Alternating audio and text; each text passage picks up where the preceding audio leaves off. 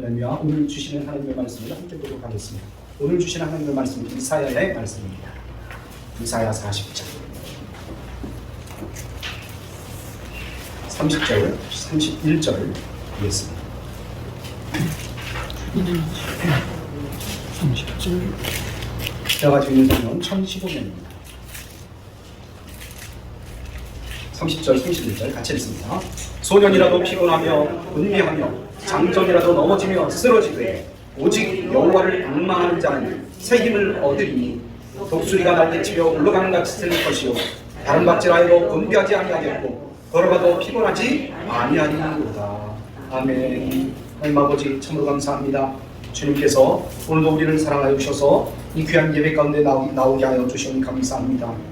오늘 특별히 성찬주일, 선교주일로 주님 앞에 올려드리면서 하나님 앞에 영광을 아버지 올려드리오니 주님께서 이 예배를 받아주시었고 우리의 마음을 모두 주님 앞에 올려드리오니 주의 이 마음까지 받아주시고 이 예배를 통하여 목사님의 입을 통하여 주시는 이 귀한 하나님의 음성을 우리가 마음에 받는 귀한 시간이 되게 하시고 이 말씀이 위로가 되게 하시고 이 말씀이 능력이 되게 하여 주시었고 이 말씀이 우리의 아버지여 삶의 아버지여 가장 귀한 모범이 될 수 있도록 인도하여 주옵소서.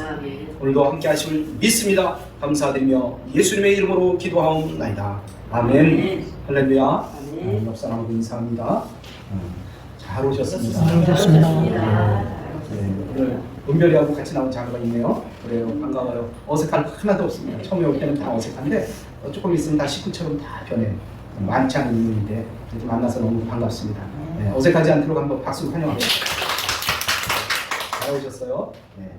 오늘은 날아오르는 신앙생활이라는 제목을 가지고 함께 말씀을 나누기 원합니다. 그래요. 나는 어렸을 때부터요 좀 날아다니기를 원했어요. 그래서 가끔 꿈에서도 막 날아다니는 꿈을 꿨어요. 한 작년인가 계속 몇 주간을 막 제가 날아다니는 꿈을 꿨어요.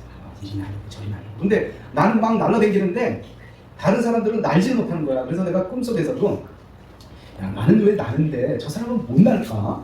그래서 막 안타까워하는 마음으로 야 팔을 더 움직여봐. 막 더 펄럭여봐. 그러면 금세 날 수 있어. 근데 꿈속에서 우리가 진짜 꿈속에서 이게 꿈이구나 그런 걸 생각을 못 하잖아요. 막 날고 있다가 어느 순간에 야 어저께 내가 분명히 밤에 날아다녔던 것 같은데 그러면서 굉장히 아쉬워한 적이 있습니다. 여러분 어떠세요? 우리뿐만이 아니라 옛날부터 사람들은 날아다니기를 좋아했어요. 새들이 가는 걸 누가 봐도 아무런 어떤 지장이 없이 하늘에 뭐 아무데나 막 날아다니잖아요. 그러니 야, 날개만 있으면 꼭 날아다니고 싶다. 어디 가고 싶으면 막 날아서 가고 싶다. 막 그런 생각을 했었잖아요. 그런데 날아다니려고 그러면 뭐가 있어야 됩니까? 날개가 있어야죠. 여러분의 마음속에 날개가 있기를 주님의 이름으로 축복합니다. 그래서 어디든지 좀 날아다녔으면 좋겠어요. 그래요. 인간은 그래서 날아다니고 싶은 마음에 정말 여러 가지 형태로 날개를 만들었어요. 새처럼 뭐 날개를 만들기도 했고, 그리고 막 날아다니려고 애를 쓰고 막 꼭대기에서 뛰어내리면서 막 날개를 펄럭여 보기도 하고, 또 어떤 사람 그러다가 뭐 다친 사람도 있고 죽은 사람도 있어요, 사실. 그런데 뜻이 있는 곳에는 길이 있어요. 1903년 거의 뭐 한 200년 전이죠. 그러니까 사람이 참 날기 시작한 것도 사실 얼마 안 됐어요. 1903년 미국의 라이트 형제가 3번의 실패고 뭐 그 전에도 여러 실패가 있었겠지만 그 라이트 형제가 머리를 짜내서 비행기를 비슷한 형태를 만들었어요. 그리고 2번을 실패했어요. 죽을 고비를 넘겼습니다. 그러면서 3번째 한 260m를 날랐어요. 야, 그래서 그들의 마음속에 어떤 마음이 생겼냐면 우리도 날 수 있다. 우리도 분명히 날 수 있다. 가능성이 있다. 그래서 그 이후로 사람들은 엄청나게 연구를 거듭해서 오늘날 어떻습니까? 비행기를 타는데요, 사람들이 보니까 뭐 20명, 30명이 아니에요. 미국 가는 비행기 보니까 막 300명씩 타고 가. 비행기 속에 300명이 탄다니까요. 저는 뭐 실감도 안 나나 봐. 네? 300명과 어떨 땐 400명까지 타고 그 엄청난 사람들이 그 비행기를 타고 그 비행기가 날아가는 거예요. 참 신기하지 않습니까? 너무너무 신기해요. 네? 막 미국 갈 적에도요. 만약에 미국 갈 때 배 타고 간다거나 그렇지 않으면 뭐 기차를 타고 간다든가 뭐 어떻게 다른 방법을 써서 간다 그러면요. 한 달, 2달씩 막 걸릴 거예요. 그런데 날아다니니까 어떻습니까? 네. 아무리 길어봤자 하루는 가요. 미국까지도. 대단하지 않습니까? 그런데 비행기를 조종하는 조종사들의 이야기를 들어보니까 비행기가 되게 뜰 때하고 앉을 때 그때가 위험하대요. 실제 항공기 통계를 봐도 이륙할 때 또 착륙할 때 사고가 제일 많이 일어난다는 것입니다. 그런데 하나님이 지켜주시면 우리는 안전하다는 것입니다. 할렐루야. 네. 이제 우리 예프림교회 이 8월 첫 주 아닙니까? 오늘 우리 믿음의 날개를 달고 하늘을 향해서 나를 것을 선포합니다. 그리고 교회뿐만이 아니라 모든 성도들이 영적으로 또 육신적으로 모든 삶의 영역에서 날아오르는 역사가 있기를 소망하고 이제 기도하며 우리가 실제로 실행합시다. 할렐루야. 네. 여러분, 그런데 성공적으로 우리가 비행하기 위해서는 이륙을 잘해야 돼요. 뜰 때 잘 떠야 돼요. 그런데 성공적인 이륙을 하기 위해서는 몇 가지 중요한 진리가 있다는 것입니다. 진리가 있어요. 오늘 이 시간 그것을 생각해 보려고 하는데 오늘 주님 주시는 말씀을 통해서 이것을 마음에 새기고 실천하기를 주님의 이름으로 축복합니다. 첫 번째로는요, 비행기가 뜰 적에는요 활주로를 벗어나지 말아야 됩니다. 반드시 뜰 적에는 비행기는 활주로 끝으로 갑니다. 그리고 거기서부터 막 추진력을 얻어서 그 하늘을 향해서 올라가는 것입니다. 그런데 이륙하려다가 여러 가지 이유로 활주로에서 벗어나면 어떻게 됩니까? 큰 사고가 날 수가 있어요. 항공 기술이 그렇게 발달한 오늘날에도 가끔 이런 사고가 일어난다는 거예요. 우리나라에서도 일어나고 외국에서도 일어나고 그래요. 변수가 그렇게 많다는 거예요. 비행기가 뜰 때. 그렇잖아요. 뭐 1, 20명도 아니고 새도 날아가다 어디에 부딪히고 나뭇가지에 부딪히기도 하고 또 바람이 돌풍이 불면 뭐 날개가 꺾여서 떨어지기도 하고 또 가다가 보니까 새들은 또 특히 어디에 많이 부딪히냐면 유리창에 많이 부딪힌대요. 전속력을 다하다 새 눈에는 이 유리가 안 보이기 때문에 유리창에 부딪히면 유리가 깨지는 것이 아니라 새 머리가 박살이 나서 땅으로 떨어진대요. 그러니까 날 때, 뜰 때 이게 굉장히 중요합니다. 외국 같은 경우에도요, 우리나라도 그런 경우가 있지만 비행기가 한번 날아가려고 그러다가 도중에 스톱하면요 온 공항이 난리가 납니다. 난리가. 비행기는 또 엄청난 속도가 있기 때문에 부딪히거나 활주로를 이탈하게 되면 꼭 문제가 생기는데 큰 사고가 일어나요. 그래요. 그래서 활주로를 벗어나면 안 된다는 얘기입니다. 우리가 우리의 삶의 모든 영역에서 날아오르기 위해서는 믿음의 활주로가 있어요. 영적인 활주로가 있습니다. 그것은 뭡니까? 하나님의 말씀이라는 활주로가 있다는 거예요. 즉 이것은 무엇을 이야기하느냐? 가이드라인을 이야기하는 것입니다. 법칙이에요. 꼭 이렇게 해야 됩니다. 거기서 벗어나면 문제가 일어나요. 여러분, 비행기를 타봤지만 우리가 그 비행기를 타고 나는 그 과정 잠깐 생각을 해보면 우리가 먼저 날아오르기 위해서는 비행기를 타지 않습니까? 그리고 좌석에 앉습니다. 좌석에 앉으면 조금 있다 안내방송이 나와요. 승객 여러분 뭐 저쩌고 하면서 안전벨트를 매라고 꼭 안전벨트가 나와요. 나는 비행기를 여러 번 타봤지만 그런 멘트가 없는 적이 없었어요. 다 알고 있는 상황인데도 반드시 안전벨트를 매라고 이야기합니다. 그리고 안전벨트를 매면 곧 이륙할 줄 알았는데 슬금슬금 비행기는 움직이는데 한참 동안은 움직여요. 바로 뜰 줄 알았는데 왜 이렇게 뜸을 들여? 그럼 빨리 가지도 않고 천천히 움직이는데 가만히 보니까 쫙 끝으로 가요. 끝으로 갑니다. 정말 뜸만 들이고 있는 것 같아요. 뜸만. 답답하고 좀 지루하죠. 그렇죠? 그때 비행기가 맨 끝으로 가더니 차차로 움직이기 시작합니다. 그러다가 갑자기 쉬 하는 소리는 막 맨 처음에 이 바닥을 이 바퀴가 달 때는 막 이 바퀴 소리가 막 나는데 딱 뜨기 시작하면 바퀴 소리가 하나도 안 나요. 쉬 하면서 올라가요. 우리 어머니가 옛날에 비행기를 처음 탈 때는 야 비행기가 뜰 때 내가 가라앉을까봐 자리에서 앉아서 힘도 못 줬다니까 그러시더라고요. 그럴 정도로 비행기가 하늘로 쫙 올라가는 거예요. 쫙 올라가는 거예요. 그래요. 이 비행기가 이륙하기 위해서는 활주로의 출발점을 향해서 끝으로 갑니다. 아무리 급해도 비행기는 중간에 뜰 수가 없어요. 날아다녀야지, 날아야지. 그리고 중간에서 갑자기 승객을 태우고 그 자리에서 하늘로 올라가지 않는다는 것입니다. 그렇게 시도하다가는 큰 사고가 나요. 여러분, 우리의 삶도 마찬가지입니다. 말씀의 활주로를 가이드라인으로 우리는 지켜야 돼요. 맨 끝으로 가야 됩니다. 오늘날 많은 크리스찬들이 날아오기를 바라고 성공하기를 원하는데 활주로 끝으로 가기를 힘들어요. 어려워해, 싫어해, 귀찮아합니다. 그냥 그 자리에서 날기를 원해요. 무슨 과정이나 뭐 이런 거 그런 거 싫어해. 예? 어떻습니까? 좀 활주로까지 시간이 걸리는데 우리는 좀 지루해도 인내를 갖고 활주로 끝으로 가야 됩니다. 활주로 끝까지 가지 않고 적당한 곳에서 자기 마음대로 야 이제부터 난 날아오를 거야. 그때 날아오르면 사고가 나면 납니다.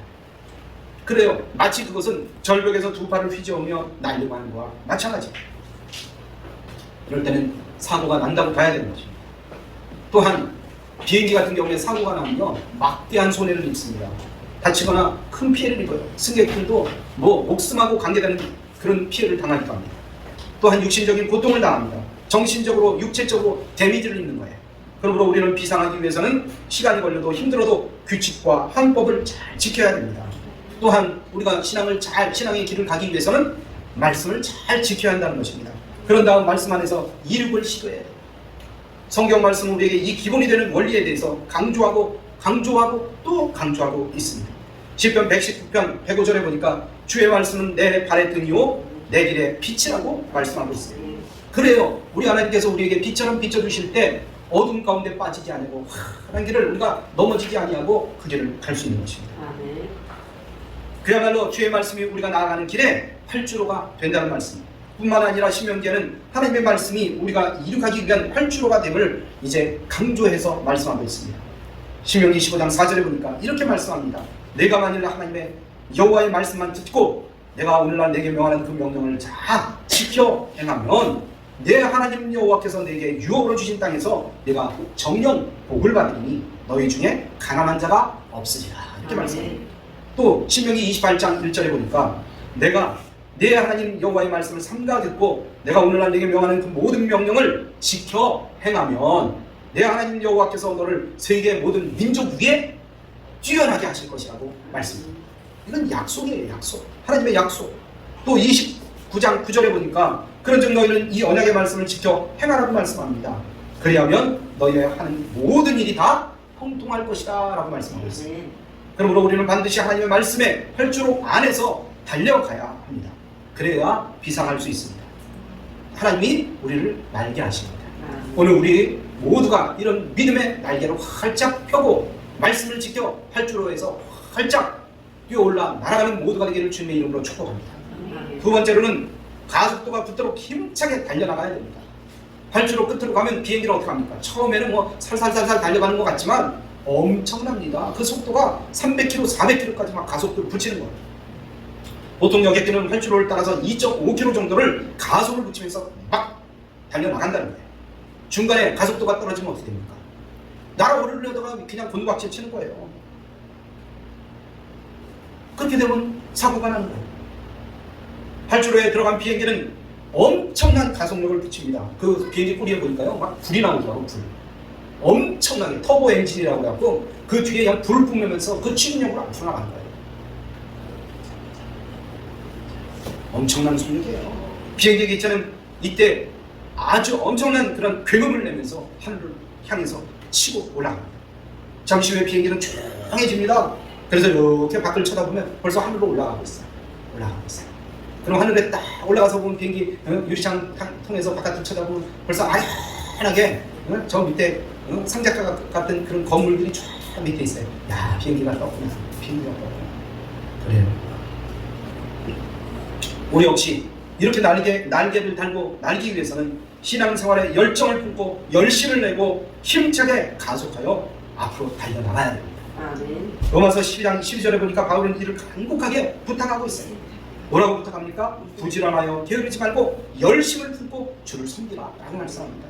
오늘 우리가 예수 믿게 되었으니 신앙생활에 열심을 내야 합니다. 체중을 빼기 위해서 헬스를 하는 사람들이 요즘 많은데요, 내가 헬스장을 요즘 계속해서 가고 있는데 보니까 도중하지 않고 아무 소용이 없다는 거예요. 거기서 헬스 트레이너가 얘기하는데 힘들어도 계속하는 거예요. 어려워도 계속하는 거예요. 처음에 가서 나도 해보니까 온몸에 막 온몸이 욱신욱신돼요. 막 근육을 안 쓰던 근육을 쓰니까 뭐 아프고 힘들어요.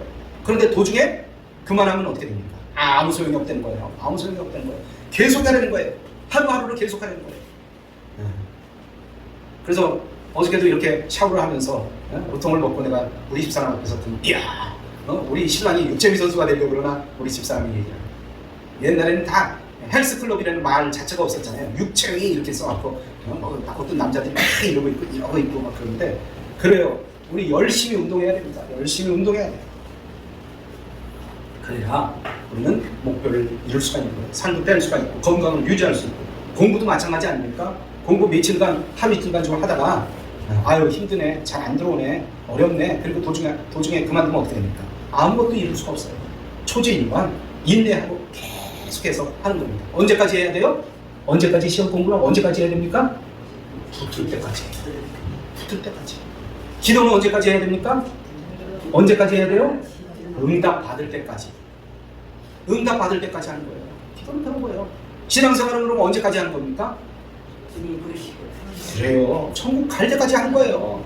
천국 가서는 뭐 당연히 신앙생활 하겠지만 이 세상에서 살 적에는 천국 갈 때까지. 그러니까 신앙생활은 은퇴가 없어요. 은퇴라는 게 없어요. 나 이제 나이 먹었으니까, 나 한 120살 먹었으니까 아유 여태까지 믿었으면 이제 그만 믿어야지. 그런 은퇴가 없어요. 직장생활은 60세, 70세, 80세 되면 은퇴하는데 신앙생활은 뭐가 없다? 은퇴가 없다. 할렐루야. 은퇴하려고 생각지도 말기를 축복합니다. 할렐루야. 그래요. 우리 삶 마찬가지예요. 우리에게 주시는 주님의 놀라운 비전을 이루기 위해서 우리는 최선을 다해서 계속 열심히 해야 됩니다. 뒤로 물러서지 않기를 바랍니다. 그리하여 더욱 성장해야 됩니다. 그리스도의 그 장성한 부분까지, 분량까지 우리가 자라가야지 중간에 포기해서는 절대 안 됩니다. 할렐루야. 네, 옆 사람하고 인사합니다. 포기하지 맙시다. 포기하지 맙시다. 한 번 더, 절대 포기하지 맙시다. 그래요. 어떤 상황을 처리하는데 보면요, 프로와 아마추어가 있어요. 프로는 전문가라고 이야기합니다. 그 프로는요, 그 일로 먹고 사는 사람이에요. 먹고 사는 사람이에요. 그걸 프로라고 그래요. 그런데 아마추어는 어떻습니까? 그야말로 취미생활이에요. 하다가 안 되면 그만둬도 돼요. 힘들면 그만해도 됩니다. 포기해도 됩니다. 왜냐하면 다른 할 일이 또 있습니다. 그러나 프로는 자신의 일의 모든 능력과 정성과 힘을 쏟아붓기 때문입니다. 취미삼아 하는 것은 아마추어예요. 아마추어는 열정은 있을 수 있지만 전문성이 없어요. 몰라도 돼요. 왜냐하면 프로가 아니기 때문에. 그러나 프로는 어떻습니까? 목숨을 걸어요. 모르는 걸 알기 위해서 있는 힘을 다해서 또 계속 공부합니다. 그리고 그 일에 내 자신의 승부를 걸어요. 올인하는 거예요. 프로는 반드시 이겨서 살아남아야 되기 때문입니다. 여러분, 우리의 신앙생활도 마찬가지입니다. 열심히 교회 나오다가 교회에서 봉사가 한다고 하는 성도가 어느 날 보이지가 않아요. 그래서 목사님이 전화를 했어요. 아이고 성도님 요즘 왜 그렇게 못 나오셨어요? 그랬더니 아유 잠깐 쉬려고요. 잠깐 쉬려고요. 이렇게 얘기하는 사람도 있어요. 여러분, 신앙생활은 취미로 하는 신앙생활이 아닙니다. 옵션도 아니에요. 신앙생활은 우리의 삶의 핵심이요 중심입니다. 중심이에요. 그러므로 신앙생활에 우리는 뭐가 되어야 됩니까? 프로가 되어야 되고 전문가가 되어야 됩니다. 목사님만 전문가라고요? 아니요. 바깥에 외부에서 보는 사람들은요, 교회 안 다니는 사람들은 우리가 다 프로처럼 보여요. 그래서 다 물어봐요. 우리한테 물어본단 말이에요. 여러분, 그러면 글쎄 나는 취미로 교회 다니기 때문에 잘 몰라, 이렇게 대답할 겁니까? 아니요. 믿음의 확신을 가지고 자세하고 정확하게 얘기해 줘야 됩니다. 그리고 그를 이끌어줘야 돼요. 어디에게는? 주님께로 이끌어줘야 돼요. 여러분, 그런데 요한계시록에 보니까 7교회 중에서 칭찬받은 교회도 있지만 책망을 받은 교회가 있어요. 특히 라오디게아 교회가 있습니다. 근데 그들이 왜 책망을 받았습니까? 뜨겁지도 않고 차지도 않으니까. 우리 주님께서 미지근한 신앙은 다 내쳐버리겠다고 말씀하셨습니다. 그러면서 그들에게 권면을 합니다. 회개하라, 열심을 내라 라고 강력하게 말씀하십니다. 이런 신앙생활은 주님께서 이렇게 미적지근한 신앙생활을 싫어해요. 그만하게. 여러분, 하다못해 밥을 해도 밥을 처음에 막 하기 위해서는요, 엄청나게 불을 떼야 됩니다. 불을 떼야 돼요. 그래야 밥이 끓습니다. 밥을 제대로 안 되는 경우가 있는데 그때는 불이 제대로 올라있지 않기 때문에. 옛날에 우리 지금이야 뭐 가스불로 하고 뭐 이걸로 하고 그러지만 어디 가보니까 또 밑에다 가스를 집어넣어 주는데 그 가스가 다 됐어. 막 고기를 굽고 있거나 뭔가를 하고 있는데 아무리 기다려도 안 꺼지는 거야. 보니까 밑에 불이 아주 너무너무 연약한 거야. 곧 꺼질 것 같아. 그러면 어떻게 해야 됩니까? 벨을 누르죠. 옆에 있는 벨. 왜? 그러면 주인이 띄워잖아요. 종업원이 띄워잖아요. 가스 다 떨어졌나 봐요. 그러면 바짝 충전된 이 가스를 받아들입니다. 그럼 그게 쫙 올라와서 음식을 맛있게 해먹을 수가 있습니다. 여러분, 열심을 내야 됩니다. 뜨거워져야 됩니다. 열정을 가져야 됩니다. 이거는 교회에서도 그렇지만 직장 생활할 때도 마찬가지예요. 열정 있는 사람이 진급하고요. 열정 있는 사람이 결국엔 그 목표점을 이루어낸다는 것입니다.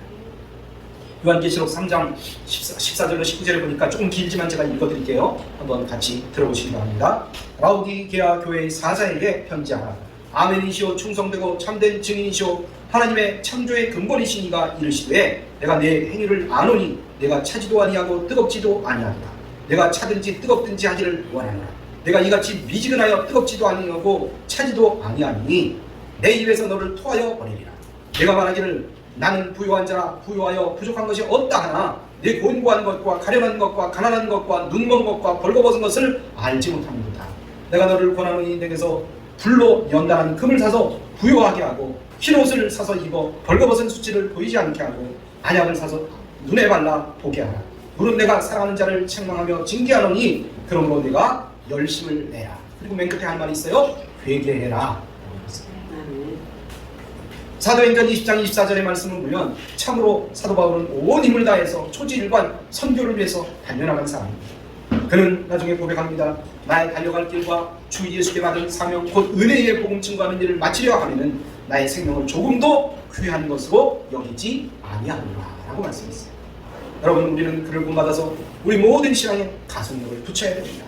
믿기 시작했으면 이제 가속력을 붙여야 됩니다. 힘을 내야 됩니다. 최선을 다해야 됩니다. 주님을 열정적으로 믿어야 됩니다. 신앙생활에 열심을 내야 됩니다. 나의 전심 전력을 여기에 쏟아야 됩니다. 그러면 우리는 날개를 타고 올라설 수 있는 것입니다. 반드시 그리하여 하늘로 힘차게 날아오르기를 주님의 이름으로 축복합니다. 이르크에는 어떻게 됩니까? 이르크에 보니까요,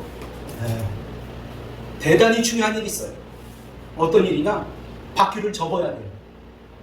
여러분, 날아다니는 비행기가 바퀴가 바깥에 나와 있는 비행기 보셨습니까?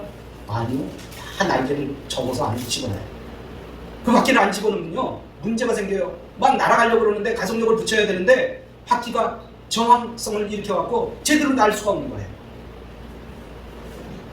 새들도요, 날아가는 거 보면요, 이렇게 짚고 있다가 뒤로 이렇게 제껴서 이 다리를 접습니다. 그래야 올바르게 날아갈 수가 있어요. 그게 고장나면요, 들어갔다 또 나오지 못해요. 나오지 않으면 어떻게 됩니까? 그냥 동체 착륙을 해야 되니 문제가 생기는 거예요. 사실 비행기가 이제 이륙을 하게 되면 바퀴가 필요 있습니까? 없습니까? 하늘을 나는데 무슨 바퀴가 필요 있겠어요? 그렇죠? 네, 착륙할 때까지는 필요가 없어요.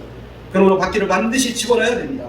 바퀴를 넣지 않으면 속력이 나지 않고 연료가 많이 들어가고 가속도가 붙지 않습니다. 큰 사고가 날 수가 있는 거예요. 우리도 우리의 모든 경험과 지식과 능력이라는 바퀴를 집어넣어야 돼요. 하나님 믿으면요, 하나님을 바로 믿으면 하나님의 뜻에 순종해야 돼요. 그때 또 내 실력 갖고 내 무슨 어떤 나 좀 안내하면서 사람들 앞에 나서고 이런다 그러면 결국은 분란을 일으키고 어려움을 겪을 수가 있다는 것입니다. 오늘 우리는 세상 바퀴를 다 접어야 합니다. 그리고 주님 앞에 이 기류에 우리의 온 몸을 맡겨야 해요. 그래야 온전하게 날아갈 수 있어요. 세 번째로는 이르크에는 최대의 추진력을 얻기 위해서 비행기의 모든 동력을 최대한 올려야 해요. 짧은 거리 같으면 우리가 제주 같은 경우도 이렇게 보면요, 비행기가 엄청난 속력이에요. 이렇게 타고 보면 가는 것 같지 않은데 엄청난 속력을 갖고 날아간다는 거예요. 이렇게 되기 위해서 최대의 동력을 올려야 됩니다. 그래야 시간 내에 도달할 수가 있습니다. 그리고 추진력을 얻을 수가 있는 거예요. 앞으로 나가는 추진력이 강해야 비행기를 지면으로 끌어올리고 또 그 시간 내에 거기에 도착하는 거예요. 만약에 추진력을 얻지 못하면 어떻게 됩니까? 아무리 비행기가 날개를 펴고 올라가려고 해도요, 추진력이 없으면 밑으로 떨어져요. 여러분, 하늘에 비행기 서 있는 거 본 적 있었습니까? 헬기 이외에. 아니요. 승은 떨어지는 거예요. 비행기는 추진력이 없어서 하늘에서 승은 그냥 고장 떨어져요. 여러분, 최대의 추진력을 올리는 것은 성령 충만을 받는 것입니다. 에베소서 5장 18절에 보니까 오직 성령의 충만함을 받으라고 우리에게 권면하고 있습니다. 이것은 사실 권면이 아니에요. 해도 되고 안 해도 되고 아니에요. 반드시 하나님을 믿는 사람이라면 성령 충만을 받아야 됩니다. 그래야 떨어지지 않을 수가 있어. 이건 옵션이 아니에요. 옵션이 아니에요. 받아도 되고 안 받아도 되고가 아니에요. 반드시 성령 충만을 받아야 됩니다. 옆 사람하고 인사합니다. 성령 충만을 받읍시다. 성령 충만을 받읍시다. 네, 성령 충만. 네. 여러분, 우리 주변에는요, 사탄이 오락가락해요. 오락가락해요. 여러분, 병균도 약한 사람에게 달라붙어요. 강건한 사람한테는 오질 않아요. 그러니까 우리가 몸이 건강해야 돼요. 몸이 약하고 또 비실비실하면 싹 보다가 병원균이 거기에 달라붙어요. 그러니까 우리 몸이 강건해야 돼요. 강건해야 돼요. 건강해야 돼요. 사탄은요, 약한 사람만 찾아다녀요. 어떻게 그렇게 하는지 잘 찾아다녀요. 어떻게 해서든지 병원군이 우리 몸속에 들어가서 떨어뜨리고 또 온갖 수단과 방법으로 다 그 방법을 동원해서 우리의 그 믿음의 추진력을 떨어뜨리려고 애를 씁니다. 그래서 베드로전서 5장 8절에 이렇게 말씀합니다. 근신하라, 깨어라, 너희 대적 마귀가 우는 사자같이 두루다니며 삼킬 자를 찾는다고 말씀합니다. 고린도 후서 11장 14절 말씀합니다. 이것이 이상한 일이 아니라 사탄도 자기를 광명의 천사로 가져옵니다. 그는 광명의 천사로 가장하고 우리한테 살금살금 다가옵니다. 여러분, 강남 제비가 못생긴 제비 봤습니까? 못생긴 제비 봤어요? 없어요. 쭉쭉빵빵이 잘 생겼습니다. 멋있게 생겼어요. 누가 그러더라고요. 술집 가고 예쁜 여자 여기 다 모여있네. 예쁜 여자 여기 다 모여있네. 그래요. 술 먹었으니 뭐 다 예뻐 보이겠죠. 그러나 너무 그런데 치우치지 않기를 주님의 이름으로 축복합니다. 결혼할 때도 너무 인물 보지 말기 바랍니다. 결혼할 때도요, 그 사람의 성격을 보기 바랍니다. 그 사람의 성품을 보기 바랍니다. 사회생활을 할 때도요, 친해져야 될 사람은 성품이 좋은 사람들이에요. 성격이 좋은 사람들. 그런 사람들을 가까이 하고 사귀면 틀림없습니다. 인물 보고 공부 잘하는 거 보고 잘생긴 거 보고 그러다 보면 결국엔 어려움이 나옵니다. 오늘 우리는 성품이 좋은 사람이 되기를 주님의 이름으로 축복합니다. 할렐루야. 그래야 하나님 앞에 귀한 일을 감당할 수 있어요. 우리가 승리하려면 성령 충만을 받고 본문의 말씀처럼 날개를 달고 올라가야 돼요. 이 올라가는 삶을 살기 위해서는 새 힘을 얻어야 됩니다. 그것이 바로 성령 충만이라고 말씀드렸습니다. 성령의 충만을 받으면 우리의 영혼이 궁핍하지 않습니다. 가난하지 않습니다. 늘 풍부합니다. 여유가 있습니다. 그러므로 우리 모두는 이 성령 충만함을 받고 성령의 그 날개를 달고 하늘로 올라 다 승리하는 모두가 되기를 주님의 이름으로 축복합니다. 결론의 말씀드립니다. 사람은 누구나 한번 태어나면 멋진 인생을 살기를 원해요. 그러나 이 멋진 인생은 그냥 이루어지는 것이 아닙니다. 성공적인 이루기 반드시 선행되어야 된다는 것입니다. 인생의 활주로를 벗어나지 않고 하나님의 말씀대로 살아야 된다는 것입니다. 우리의 삶을 시작하면 가속도를 붙여야 날아갈 수 있습니다. 날아오르면 우쭐대지 말고 겸손히 바퀴를 접어야 합니다. 태만하지 말고 인생의 동력을 최대한으로 올려서 추진력을 얻어야 계속해서 날아갈 수 있습니다. 주신 말씀대로 일개 원리를 충실히 우리의 삶에 적용해서 독수리처럼 날아 올라가서 우리의 목적지 천국까지 다 이르는 은혜의 인생 비행이 되기를 주님의 이름으로 축원합니다. 할렐루야.